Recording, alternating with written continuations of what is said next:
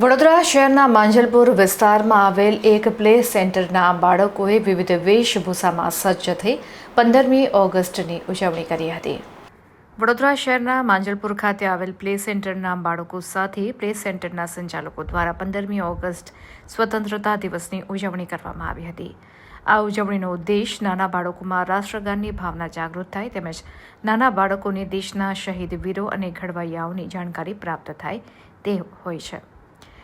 ત્યારે બાળકોને વેશભૂષામાં સજ્જ કરીને 15મી ઓગસ્ટની ઉજવણી કરવામાં આવી હતી.